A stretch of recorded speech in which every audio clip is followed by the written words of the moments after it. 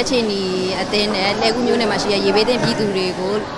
ကိုကြီးလူတန်းနေရတွေ့တဲ့အတွက်ကြောင့် YNG အနေနဲ့လည်းပူးပေါင်းပြီးတော့ကိုကြီးဆောင်ရွက်ပေးခြင်းဖြစ်ပါတယ်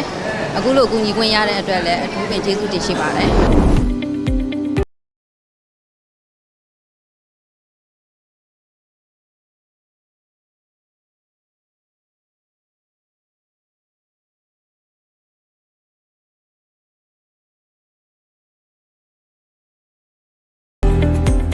ရန်ကုန်တိုင်းဒေသကြီးလှဲကူးမြို့နယ်ကိုရောက်နေတာပါဒါကျွန်တော်ရောက်နေတဲ့နေရာတော့ဒါဘိုလ်ချုပ်လမ်းလို့ခေါ်ပါတယ်ဒါပေမဲ့ဘိုလ်ချုပ်လမ်းကတော့အခုရေမြုပ်နေတာ10ရက်ရှိသွားပါပြီဒီနေ့မှရေပြန်ကျလာတော့မှအခုကျွန်တော်တို့ပေါင်ရင်းရောက်နေတဲ့ထီအောင်မြုပ်နေတော့မှာပဲအဲ့တော့ကျွန်တော်တို့ကဒီနေ့ဒီရန်အမကန်ကုမ္ပဏီနဲ့ကျွန်တော်တို့ကိုလူကျော်အဖွဲ့နဲ့ဒါကုမ္ပဏီကကလေးတွေနဲ့ကျွန်တော်တို့လိုက်ပြီးတော့မှ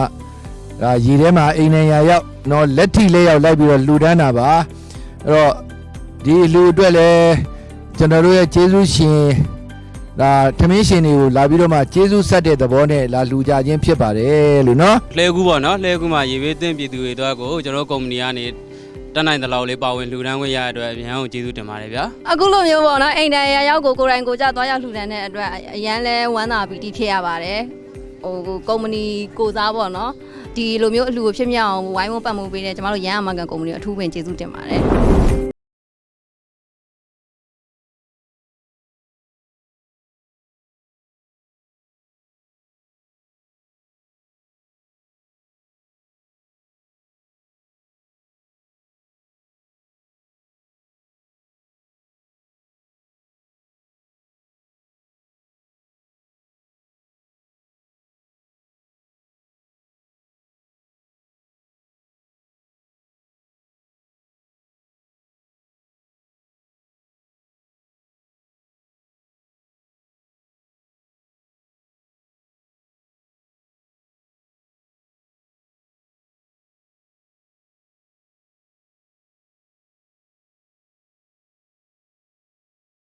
ရန် Insurance ကုမ္ပဏီရဲ့ဦးဆောင်စီစဉ်မှုဖြင့်ရန်ကုန်တိုင်းဒေသကြီးလှည်းကူးမြို့နယ်အတွင်းရပ်ကွက်တချို့မှာရှိတဲ့တဘာဝရေဘေးသင့်မိသားစုများအတွက်ကိုယ်တိုင်သွားရောက်လူတန်းပွဲကို